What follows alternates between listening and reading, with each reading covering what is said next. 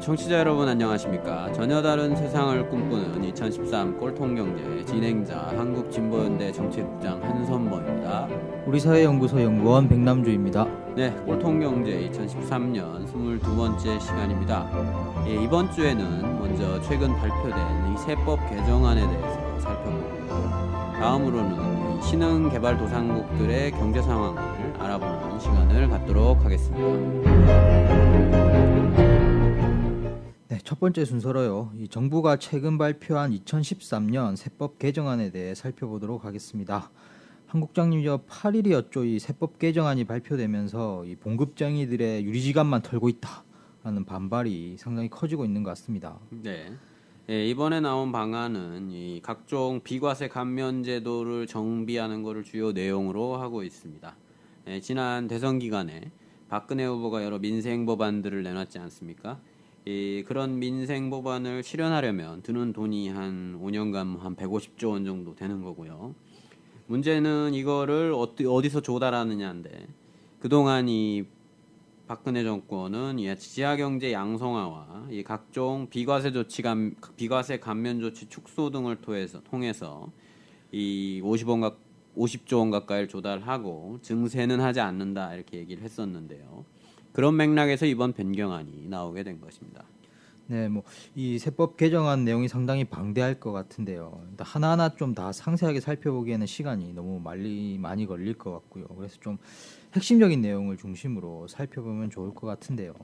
지금 가장 많이 나오는 이야기가 이 소득 공제의 상당 부분을 세액 공제로 변경한다는 이런 내용입니다. 먼저 이 소득 공제와 세액 공제가 뭔지부터 설명을 좀 해주셔야 될 것 같은데요. 네, 이 문제는 근로소득세를 내시는 이 근로자분들, 일반적인 분들이 저보다 더 잘 알고 계실 것 같은데요. 세금을 계산하는 공식이라는 게 이제 기본적으로 소득 곱하기 세율이죠. 소득 공제라는 건 이 공식에서 이제 이 일부 지출 항목을 이 소득에서 제외를 하고 계산을 하는 거죠. 이렇게 총급여에서 공제된 소득을 뺀 거를 이 과세표준, 줄여서 과표라고 합니다. 연금저축을 예로 들어보면, 연금 정부안대로 하면은 이제 기존에 이 400만 원의 소득 공제가 되던 이 연금저축이 세액 공제 12%로 바뀌게 됩니다. 이렇게 되면 연봉이 이제 4천만 원인 근로자가 이 소득공제 혜택이 연 400만 원인 이 연금저축에 가입을 해서 불입을 했으면 이분의 이제 세금 계산식에서 과표가 이 4천만 원이 아니라 4천만 원에서 이제 400만 원을 빼게 되는 거죠. 그래서 3,600만 원이 되는 겁니다. 그리고 이분이 이제 3,600이 소득이니까 과표 소득이니까 1,200만 원에서 4,600만 원 사이 과표 구간의 세율 15%를 적용받게 되는 거고, 그러니까 이제 400만 원, 그러니까 빠진 400만 원의 15%인 60만 원의 세금을 내지 않는 거죠. 반면에 이제 이게 정부안대로 400만 원 소득공제에서 이 12% 세액공제로 바뀌면 이분의 과표는 3,600만 원이 아니라 4천만 원이 되는 거죠. 소득공제로 안 빠지니까. 그래서 그렇게 되는 거고, 그래서 이 4천만 원에 이제 15%의 세율을 적용받게 되는 겁니다. 그리고 그리고 400만 원, 그러니까 연금저축 400만 원의 12%인 48만 원을 이제 세액공제로 돌려받게 되는 거고요. 그러니까 이제 세금을 12만 원, 연 12만 원 더 내게 되는 거죠. 네, 그러면 이번 안대로 소득 공제가 세액 공제로 변경이 되면 변경되어서 이게 줄어들면 과표를 낮출 수 있는 방법이 줄어드는 것 같은데요. 예, 그렇습니다. 지금 근로소득세율이 과표 1,200만 원 이하가 6%, 1,200에서 4,600 이하까지가 15%, 4,600에서 8,800이 24%, 그다음에 8,800부터 3억 원 이하가 35%, 3억 원 초과가 38%입니다. 그래서 각종 소득공제가 있어서 지금 보통 과표 4,600만 원이다 이러면 연봉이 한 7, 8천만 원 정도 되시는 분들인 거고요. 가령 이제 앞서 얘기한 걸 조금 응용을 해서 이 연금저축 공제분을 계산하지 않은 상태에서 과표가 4,900만 원인 분들의 경우에는 이 연금저축 400만 원이 이제 소득공제 되면은 이게 과표가 4,500만 원으로 내려가면서 이제 4,600만 원 이하의 세율인 15%를 적용받게 되는데 앞으로는 과표에 이제 이 소득공제 400만 원이 포함이 안 되니까 이제 과표가 4,900만 원이 되는 거죠. 그러면 24%로 세율이 적용되게 됩니다. 그러면 세금이 확 늘어나게 되는 것이죠. 네. 그렇군요. 그러면 이 연소득 얼마 정도부터 세금이 올라가게 되는 건가요? 이 정부가 이제 현재 안대로 이 소득공제 대상이던 의료비나 교육비, 연금저축 등을 이제 세액공제 항목으로 변경을 하면 연소득 3,450만 원 이상인 434만 명의 세금이 늘어날 거다 이렇게 추산을 하고 있습니다. 정부는 이렇게 해서 확충된 세수로 근로장려세제를 확대를 하고 자녀장려세제를 신설해서 저소득층을 지원하겠다 이렇게 밝히고 있고요. 네. 결국 소득공제 일부를 세액공제로 전환해서 소득세의 누진성을 높이는 걸로 볼 수 있겠군요. 그렇습니다. 이 소득세 비과세 감면 조치를 줄이는 이 부분만으로 봐서는 이 부분을 딱 좁혀서 보면 누진성이 강화되고 뭐 그런 부분이 있다 이렇게 볼 수가 있겠습니다. 네. 일단 좀 이 가장 논란이 되고 관심이 되고 있는 소득공제의 세액공제 변경 문제를 살펴봤고요. 그런데 좀 이보다 더 중요한 게 조세정책 전반적 측면에서 이게 어떻게 우리가 평가를 할 수 있느냐 이런 것 같은데요. 그런 관점에서 이번 변경안을 좀 어떻게 평가를 할 수 있겠습니까? 네, 뭐 전체적인 조세 정책의 관점에서 보면 우선 형평성 문제가 제기되게 됩니다. 이번 세법 변경으로 이제 주로 이제 세금을 더 내야 되는 분들은 좀 앞서 말씀드렸듯이 이제 이 근로소득자들입니다.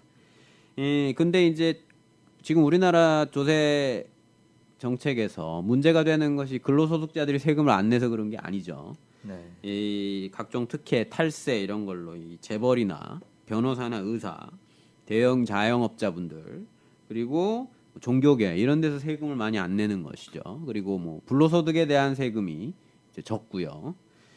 그런 부분이 이제 핵심적인 문제인데 그런 부분에 대한 어떤 개선이 별로 없이 이제 소득세를 올리려고 이제 시도하고 있다라는 점에서 이 월급쟁이들의 유리지갑만 턴다 이런 반발이 나오는 것이죠. 이번 개정안에서 비록 종교인에 대한 과세가 포함이 됐는데 이 부분이 이제 4% 수준인 이 기타 소득세로 포함이 됐어요. 그래서 이 뭐 근로소득세와는 뭐 비교할 수 없을 정도로 낮은 세율인 거죠. 네. 이번에 정부가 함께 제출한 이 중장기 조세 정책 방향을 보면 법인세나 재산과세, 상속 증여세는 계속 이제 감세 기조를 유지하고 있는 것 같고요. 뭐 소득세나 부가세 등은 올려서 이 역진성을 강화하겠다는 이런 내용이거든요. 이렇게 가면 이제 안 그래도 심한 조세 형평성이 더 나빠질 게 뻔히 보이는 것 같습니다. 예, 그렇습니다. 그래서 형평성 문제가 가장 큰 변경의 문제고요. 두 번째 문제는 이 세법 변경의 대상이 이제 주로 이 비과세 감면으로 한정됐다는 점이 좀 더 또 하나의 문제라고 볼 수가 있습니다. 그동안에 우리가 이제 조세 논의를 할 때 소득세와 관련해서는 이 아까 말씀드렸던 어떤 세율을 높여야 되는 부분이니까 그 다음에 이 소득 과표의 구간을 여러 개로 놓자는 거죠. 그러니까 지금 4,600에서 8,800 구간이 있고 그 다음 구간이 이제 8,800에서 3억 원까지의 구간입니다. 그리고 그 다음에 이제 3억 원 초과죠. 그러니까 그 이상 받는 분들도 이제 뭐 한 10억 원 이렇게 받는 분들도 3억 원 초과하는 분과 똑같이 이제 38%의 세금을 내는 이런 거기 때문에 구간을 최대한 세분화하고 그래서 이제 그런 방식으로 이렇게 증세를 하자 이런 게 이제 일반적인 논의였고 이제 그런 부분이었는데 지금 얘기는 그런 건 하나도 없고 이제 비과세 감면 조치만 이렇게 바꾼 거니까 네. 한계가 많고 당연히 이제 세수 확충이 줄어들겠죠. 일반적으로 이제 우리나라의 조세 부담률이 OECD 기준에 비해서 크게 낮은 수준이고 증세의 필요성이 있다고 보여집니다. 그런데 이제 이런 부분들이 이제 빠진 채 이 비과세 부분만 건드리면 이제 지엽적으로 되는 것이고요. 실제로 이번 조치를 통한 세수 확충액은 한 5년간 한 총 10조 6천억 원 정도로 예상이 되는데요. 이거는 이제 박근혜 정부가 발표한 이 가계공약부 상의 세입 확충 목표액이 50조 원이 넘거든요. 네. 그러니까 20% 수준에 불과한 것이죠. 그래서 나머지 돈은 그럼 또 어디서 충당할 거냐? 그럼 또 뭐 국채를 발행하냐? 이런 식으로 가게 될 가능성이 높은 것이죠. 네, 그렇군요. 이 정리를 해보면 이 한편에서는 조세 형평성이 문제가 되고 있는 거고 한편에서는 이 세수 확보의 규모가 미흡하다는 이런 말씀이신데요. 예, 그렇습니다. 이 전반적인 증세, 그러니까 뭐 부가세든 소득세든 이 전반적인 증세를 해야 되겠지만 이게 정당화가 되려면 먼저 이제 문제가 되고 있는 여러 형평성 문제들, 뭐 재벌과 부자들의 탈세 문제, 뭐 기업에 대한 증세 또는 불로소득에 대한 중과세 이런 것들이 선행되거나 최소한 동시 진행돼야 되는 것이죠. 네. 그런데 이 몇몇 뭐 최근에 보시면은 뭐 몇몇 재벌 총수를 뭐 탈세 혐의로 잡아놓는 뭐 이 정도의 뭐 어떤 전시성 조치 이외에 뭐 별다른 게 없지 않습니까?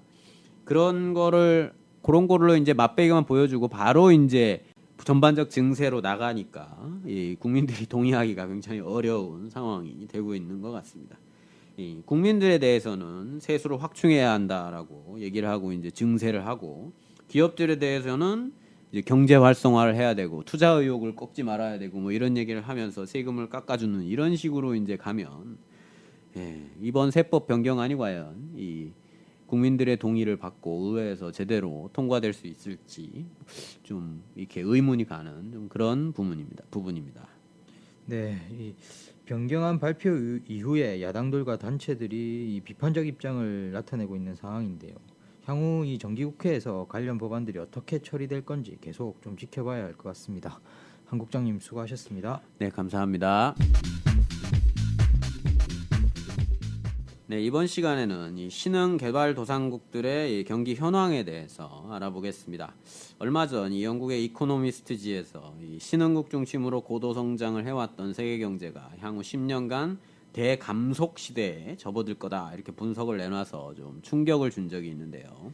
네, 그렇습니다. 이 최근 신흥국 경제에 대한 위기를 이야기하는 목소리들이 커지고 있습니다. 이 신흥국의 대표 주작격인 중국도 이제는 뭐 더 이상 8% 성장 시대를 마감한 듯 보이고요.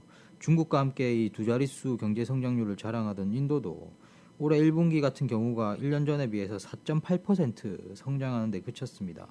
브라질도 2012년에 0.9% 성장하면서 상당히 저조한 성장률을 보였고요. 브라질 같은 경우에는 최근에 살펴보니까 올해 이제 들어와서 1월부터 7월까지 무역 수지가 49억 8,900만 달러 적자를 기록한 것으로 나타나는데요. 1월에서 7월 기준으로 하면 이 93년 이후 최대 적자폭을 기록을 하고 있습니다. 이 곳곳에서 이 불안한 신호들이 감지되고 있는 상황인 거죠. 네. 그동안 이제 신흥국 경제가 이 침체에 빠진 세계 경제를 그나마 떠받쳐 왔는데요. 우선 세계 경제에서 신흥국 경제가 차지하는 비중이 이제 어느 정도 되는지 좀 알아보면 좋겠는데요. 네, 이제 뭐 브릭스 국가들을 포함해서 신흥국들의 경제 규모는 10년 전에는 이 세계 경제 규모에서 약 38% 가량을 차지했었습니다. 그러던 것이 2012년 자료를 살펴보니까 49.9%까지 급격히 증가한 상황이고요. 뭐 49.9%니까 작년이 50%. 올해는 뭐 당연히 50%를 넘어설 것으로 보입니다. 이 브릭스 국가들의 경우만 따져보면 2000년도 기준으로는 브릭스 국가들의 경제 규모가 세계 경제에서 16.4% 정도를 기록을 했는데요. 작년 같은 경우가 26.4%로 비중이 상당히 늘어난 상황입니다.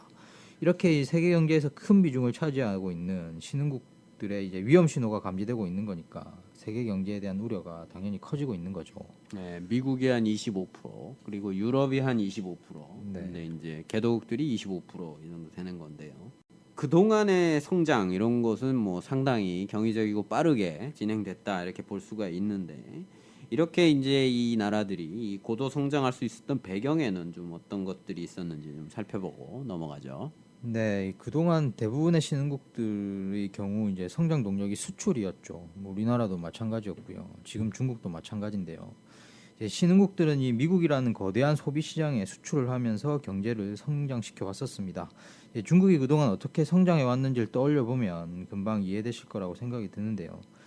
또한 이제 신흥국 중에서는 원자재 등의 수출로 경제 성장을 구가하던 곳들도 많았었죠. 이 세계 경제 호황 국면에서 이제 위기 이전에 포항 국면에서는 이 생산이 활발해지니까 에너지, 원자재 가격 등이 오르면서 수익을 올릴 수 있었던 겁니다.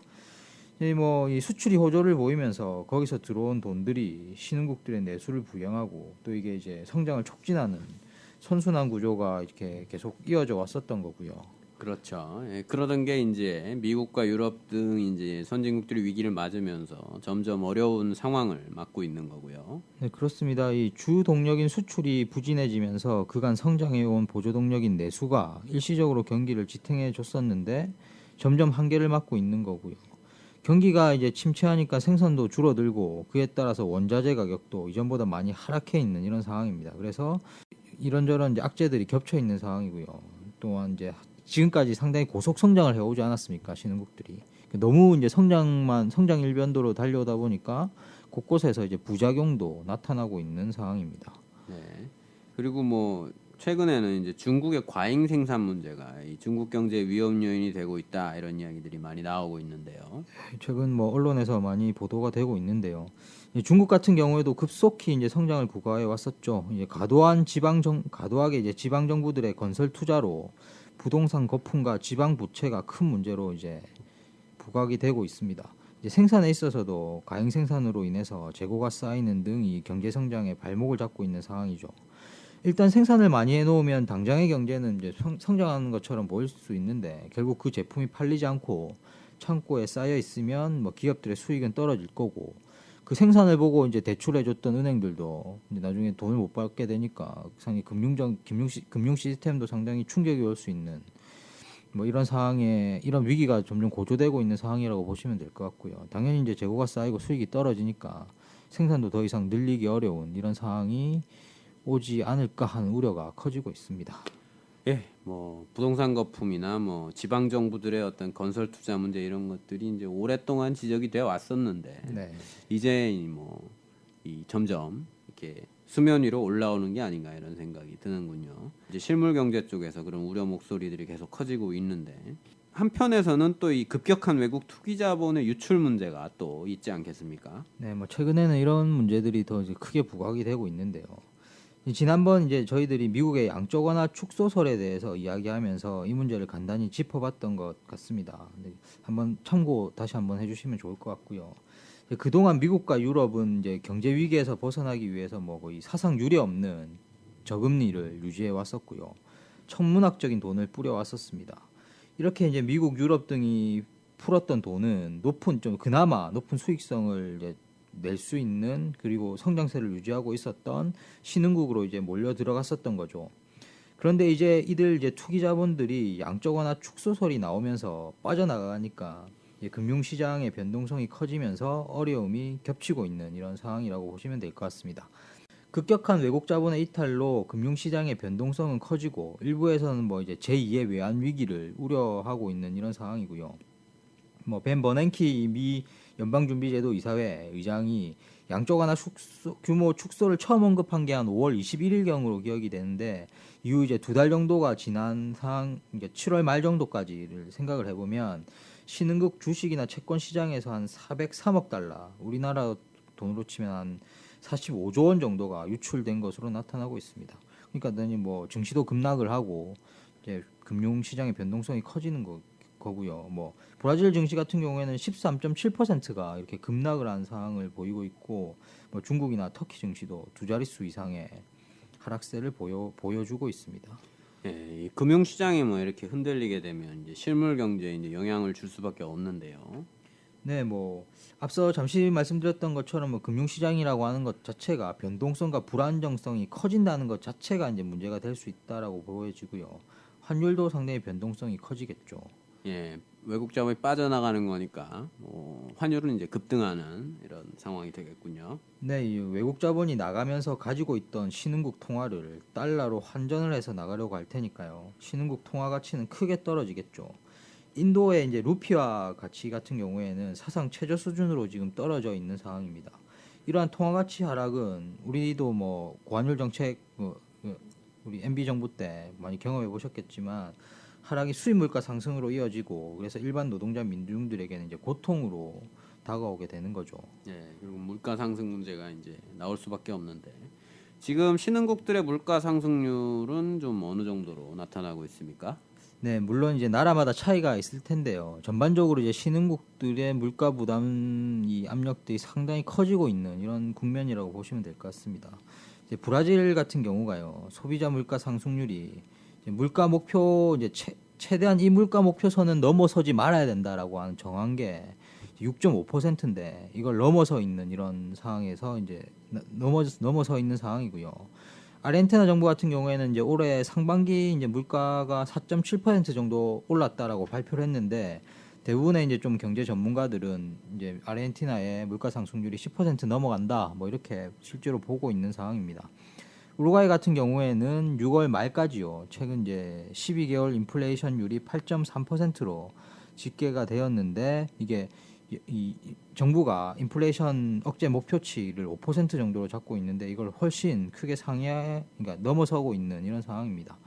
인도네시아 같은 경우도 올해 물가 상승률이 7.2에서 7.8% 정도 오를 거다 이렇게 예상하고 있는 상황인데 이 역시 중앙은행의 목표치가 3.5에서 5.5% 정도로 물가를 관리하겠다라고 하는 건데요. 이게 비하면 상당히 크게 올라 있는 이런 상황이라고 보실 수 있겠습니다. 예.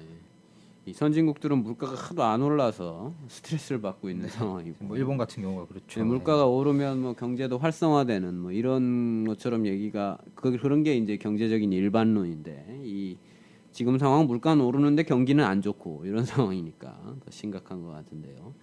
이 신흥국 정부들은 좀 어떻게 대응을 하고 있습니까? 네.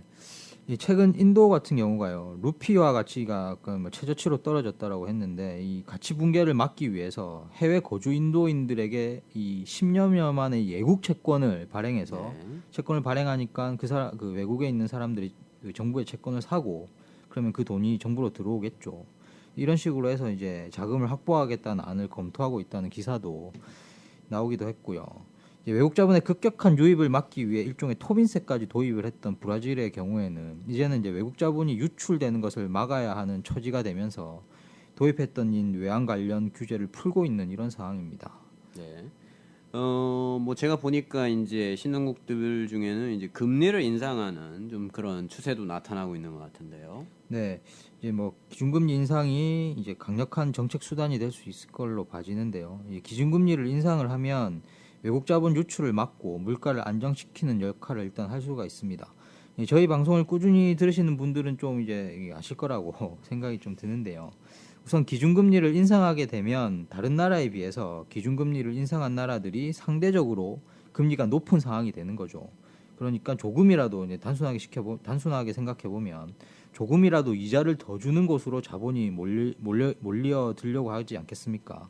그에 따라서 이제 이 외국 자본의 유출을 억제하는 이런 효과가 나타나게 되는 거죠. 네, 금리 인상을 하면 외국 자본이 빠져나가는 걸 막게 되는 것이고 그만큼 통화 가치가 덜 떨어지는 것이고 또 이 통화 가치가 덜 떨어지니까 이제 물가도 안정되는 측면이 있는 거다 이렇게 볼 수 있는 거고요. 네, 맞습니다. 이제 앞서 이야기 드렸던 것처럼 이 금리 인상이 외국 자본 유출을 억제하는 효과가 실질적으로 나타난다면 통화 가치 하락도 막고 수입 물가를 안정시킬 수 있는 효과가 있겠죠. 또한 이제 금리를 인상한다는 것은 시중에 돌고 있는 돈을 회수한다는 의미가 있으니까 시중에 있는 돈은 이제 줄어들 테고 그러니까 돈이 희귀하게 되겠죠. 희소성이 커지겠죠. 그래서 통화 가치는 올라가고 상대적으로 물가 상승을 억제하는 효과를 기대할 수 있을 겁니다. 실제 이제 브라질 중앙은행 같은 경우가요, 4월 들어서 정책 금리를 0.25% 포인트 인상한 데 이어서요, 5월, 7월에도 각각 기준금리를 0.5% 포인트 인상을 했습니다. 인도네시아 중앙은행도요, 6월 이제 기준금리를 16개월 만에 0.25% 포인트 올린 데 이어서요, 7월에도 0.5% 포인트 이렇게 크게 더 이제 빠른 인상폭을 속도로 올리고 있는 크게 이제 상황이네요. 금리를 올리고 있는 상황입니다. 인도나 터키 등도 금리 인상 대열에 이제 합류해 있는 상황이고요.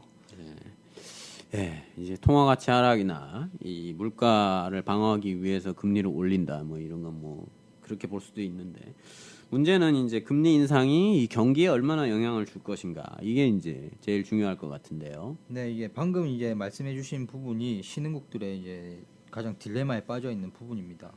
현재 이제 급격한 외국 자본 유출에 대응하기 위해서는 이제 금리를 인상을 해야 되는데요. 뭐 상식적으로 생각을 해보면 이제 금리 인상은 그런데 경기를 더욱 악화시킬 수 있는 거죠. 현재 수출에 의존해 왔던 신흥국들의 경제 상황은 세계 경제 위기가 장기화되면서 이미 이제 앞서 잠시 언급해 드렸던 것처럼 빨간불이 켜진 상황이거든요. 이제 그러니까 이제 참 난감한 상황에 이제 빠져 있는 거라고 보실 수 있겠습니다. 이제 두 가지 문제, 이제 경기 침체를 극복하는 문제랑 통화치 하락을 막고 물가를 안정시키는 이 두 가지 문제를 동시에 해결할 수 있는 방도는 당장에 없는 상황이니까 경기가 단기간 내에 좋아지기는 좀 어렵다고 봐집니다. 네.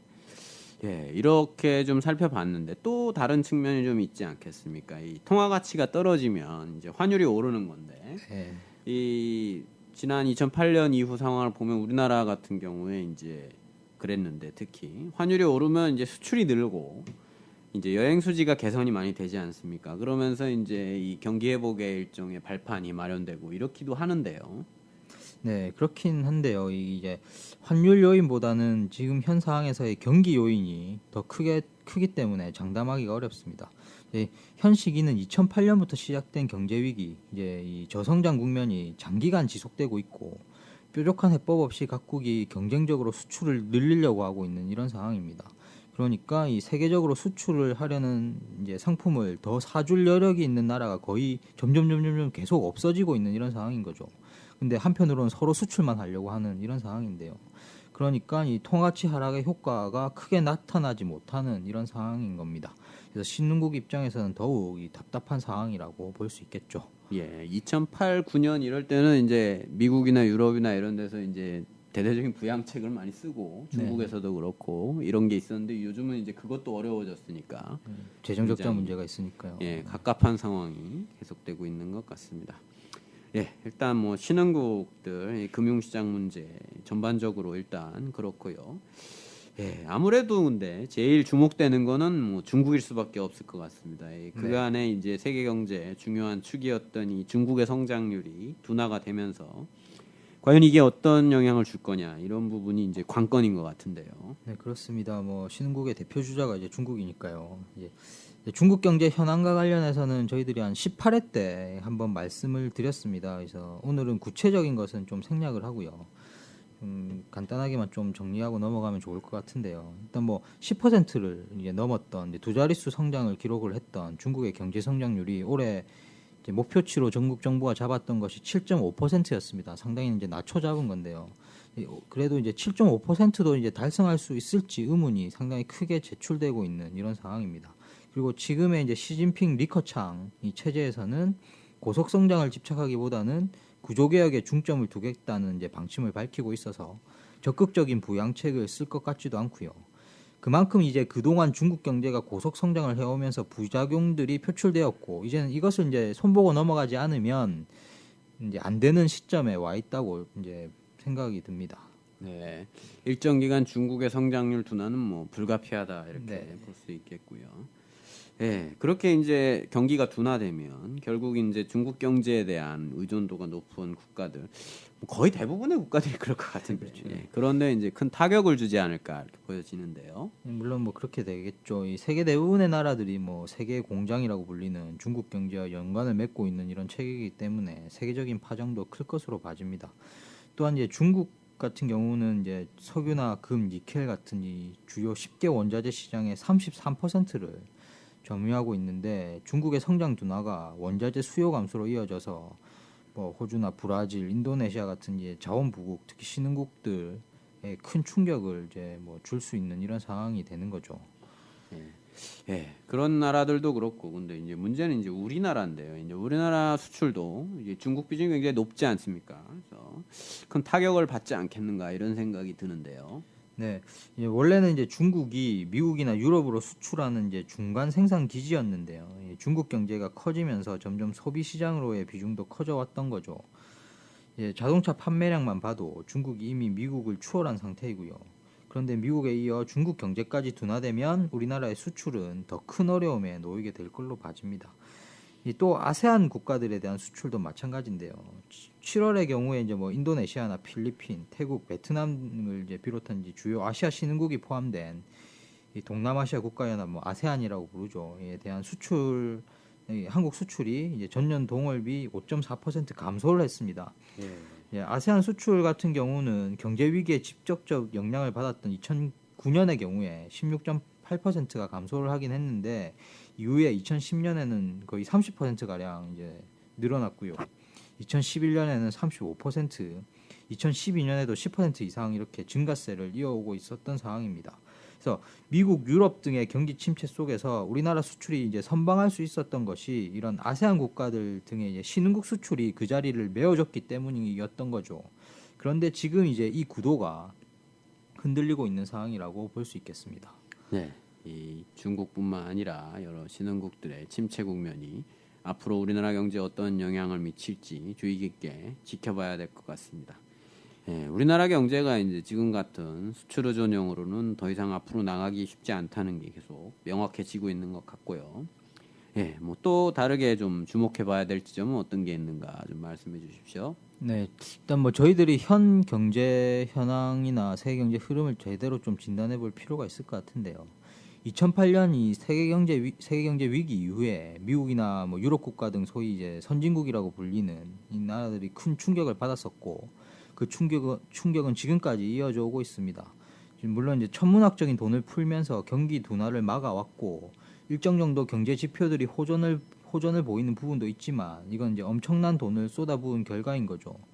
이제 뭐 몇 번 말씀드렸지만 저희 방송에서 우리가 생각해봐야 할 건 이렇게 돈을 풀고도 경기가 이 정도밖에 살아나 있지 않다는 것을 이제 중점적으로 봐야 되는 거고요.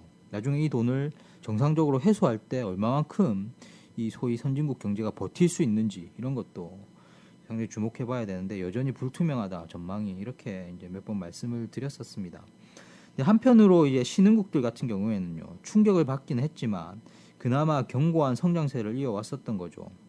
하지만 경제 위기가 장기화되면서 이제는 신흥국 경기마저 꺾이고 있는 상황이라고 보시면 될 것 같습니다. 그래서 세계 경제의 침체 국면이 더 장기화될 것임을 보여주는 현상이라고 이렇게 생각이 듭니다.